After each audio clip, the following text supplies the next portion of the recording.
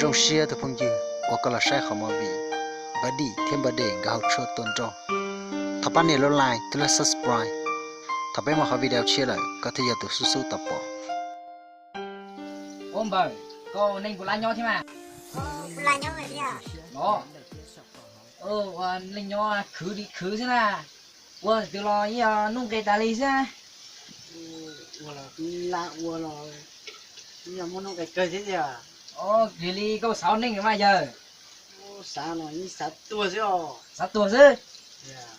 Ly mà cú xả đi đi à? Cái ly nó có tiêu tôi này nó nè, cú hơi yếu to, này to cho cá lòn đã trong nó nè, muốn nó xa nó nè, nhau từ nè, đừng có đã khẩu cái nè, muốn nó xa mê xe nhở? Cá lò theo cho nè. To tử à? To tử nó mà lấy số tử con nó nhớ. Cứ thì cho cá lò cái chuyện to tử nó nè. Có hai tử lò có tử mê nào? Hậu tay nó cho. Nè nó lấy hậu mê không nó sẽ.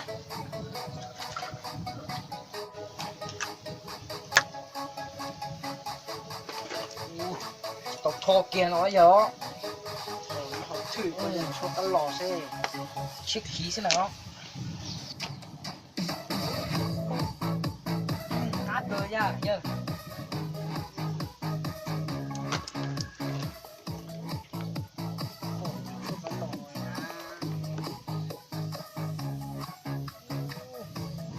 Cho nó cho cá lột tiền giờ. Chỉ có dùng tự nhiên à? Xa chỗ lá nó giờ. Cho chua chỉ đó đi lá vậy á. Giờ, có đi nè, đi. Có nó mà giờ gì trừ nó chơi trò nè. Mình tao với giờ gì trừ nào. Một từ nè, có bao giờ rau từ nó rau nó mà từ chưa. Cô tôi cái ngon luôn giờ. Bữa giờ thì có sát tuổi cũ chứ mà. Nó lên hậu kia ta sử dụng tua cái giờ. Ly kia mà. Cô sáng qua mình đọc cái tua mua sổ đâu chưa tao lừa mua keo. Li mà rong mà giờ thì có xả lịch con mà. Nhưng mà li mua keo phải như chơi à. Li mà tao à. Vâng, giờ thì câu xe để những họ này giờ. À đây.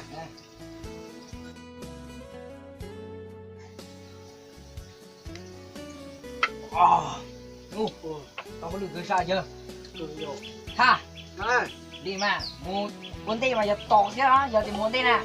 Đi mà. Ôi giờ, họ tao mà cá xếp cái đó. Yo, có hộp ta mà cũng cho đi chắn tung đi thế hả? Ta chỉ giờ một số thằng tư dùng đi chăm mà giờ. Có sai trả sư, cũng mà chỉ tao câu thôi đi thế à giờ. Cái sáng thì một sáng sẽ cũng dùng là không biết tê gì cả. Lý sư.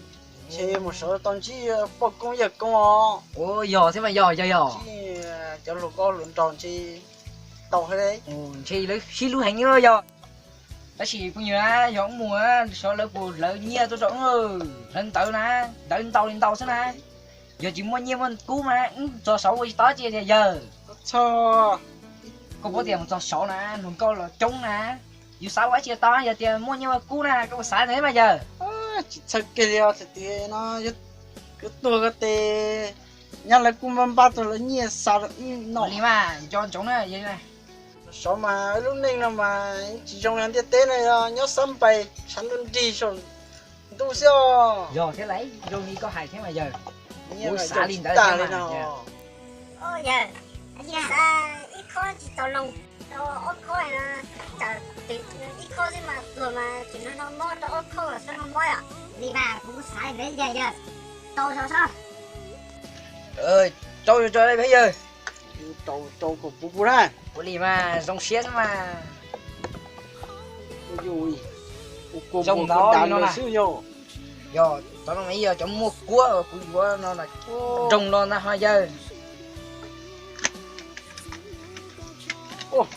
Cho nó chua cá xiết rồi. ẩu chứ con à Rồi thế bây giờ. Tao. Giờ cứ họ. Đi mà, họ. Khá đây. Đi. có nói không với mình á trong Đi nó mà. chỉ tính thôi tính nó Không kìa.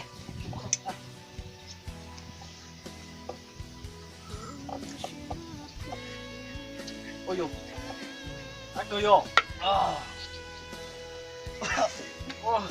ôi chả là Thì tao đi xuống giờ. Chả cái là xe tôi dây rù rù đi giờ. cũng chưa có mua cậu tùng bông ly ra Cô chạp bột tụt giờ.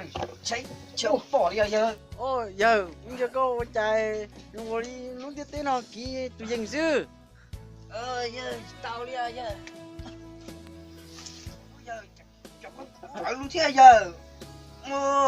Ôi chẳng coi chả muốn chơi xa gì tuần này ra giờ. Tới luôn đi. Ôi giờ sát thua. Ít lìa nha. ôi cái tiếng mà xe họ đuôi à Này.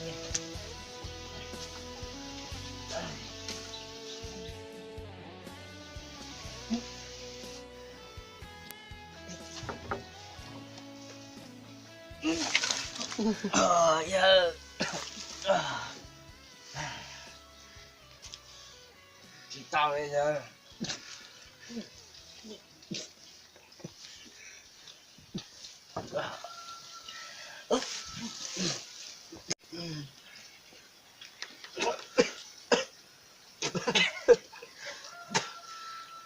giờ tên nó chạy trong nó đi nó chạy mông na tao bây giờ sát thâu à cho nó một cột thọ hồi đó có sát tài à giờ như nó mà chơi chính thế giữa cũng nhiều mù này mà nó chỉ chuồn thế nhá mà đi xin chỉ sọc cũng đúng đấy giờ ta sẽ sát thôi nhìn thế như chơi bư to mù mà xin chỉ sợ giờ